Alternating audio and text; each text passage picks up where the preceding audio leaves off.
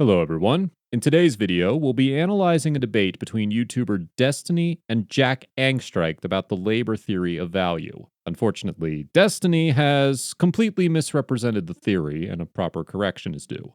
Let's begin, and as always, be sure to like and subscribe if you enjoy these videos. Well, why don't you explain to me why is it that you think it's so surprising? Because I guess I don't understand what the incredulity is about.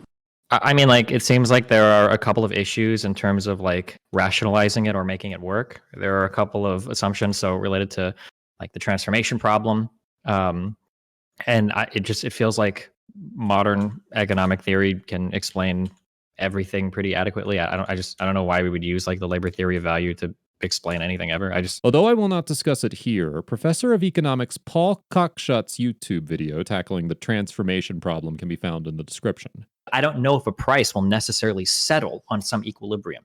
So, for instance, you gave the example earlier, well, a plane might always cost more than a loaf of bread, but theoretically, there could be a future where climate change dramatically curbs our ability to farm, and all of a sudden bread will become far, far, far more valuable than a plane, even when it comes to producing it. So I don't understand how you can so confidently say that we will observe these equilibrium prices when there are new goods and services that appear all the time.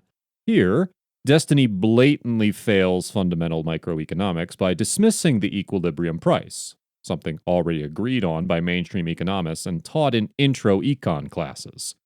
The equilibrium Mr. Angstreich is referring to is arrived at by finding and plotting the intersection of the supply and demand curves on a given graph. When given enough data, we can extend both supply and demand curves and arrive at curves that can fluctuate to infinity. Destiny, who has already admitted to not understanding the theory in the debate, not only lacks knowledge on how the theory relates value to these prices, but also on the fundamentals of economics. Mr. Angstreich then goes on to explain the theory and how calculations of value are arrived at. Right. These are scientific theories, and so they're going to employ specialized vocabulary. So I just don't understand what the objection is. You don't actually know what labor theory of value is, right? You're not actually. If I asked you, tell me what labor theory of value is, could you tell me? I'd have to go look it up again, but I thought it was basically like capital plus like socially necessary labor equals like whatever commodity you produce or whatever, something like that. No. Well, that's not it. But yeah, I mean, it's not totally. And value is understood to be an average quantity of unskilled labor time that it takes to reproduce a good at a given time or place, right? That's what's understood to determine value. If you can't tell me how you measure it, by the way, it's vacuous. So this is a pretty important answer, and it's going to need to be more than it's going to take me an hour to explain. How do you measure like what socially necessary labor is? The average quantity of unskilled labor time that it takes to reproduce a commodity. So how do you explain the fact that value seems so inadequately mapped onto price? So there's such huge differences that we would expect to see like... It's not a theory of prices. Sure, but if value doesn't map onto price ever, what the fuck is value? Why do we care about that variable? What does value mean to us? So the reason why we care about that variable is because what we observe when we look at commodity prices over time is that there's a long-run equilibrium price, right? And so values are actually posited to explain those prices. Some firms can produce 100 chairs in 10 hours. Others will produce 100 chairs in 20 hours, right? You just add up the total number of labor hours and the total number of chairs, right? And you're going to be able to divide by the number of chairs, right? And you're going to be able to get... I understand you can do that. I don't know why it took you... I understand you can do this, but this is such a wholly worthless number. Destiny has now conceded not only the validity of value, which is, in short, socially necessary labor time and its use and its correlation to equilibrium prices, but also has displayed no ability to critique the theory. Destiny simply pivots to attempt to judge the theory's, quote, usefulness without even an elementary understanding of the theory. To anyone familiar with the primary source of Capital Volume 1, Destiny's arguments amount to little more than word salad. Mr. Angstreich has just provided the correct definition of the labor theory of value. Isn't the labor theory of value just supposed to relate like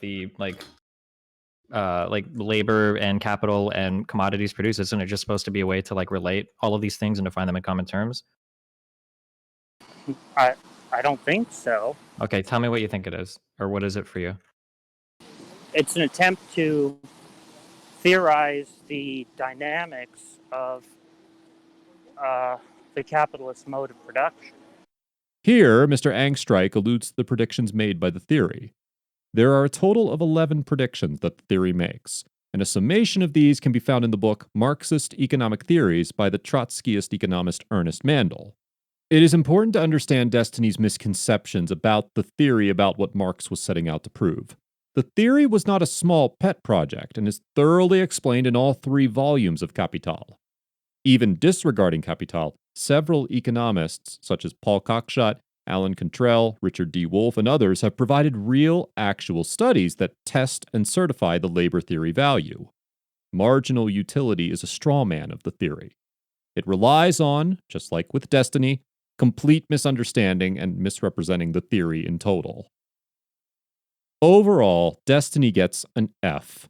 For failing to investigate a theory he has already had numerous debates on, for dishonestly shifting the goalposts throughout the debate in an attempt to seem educated, and for purposefully ignoring Jack.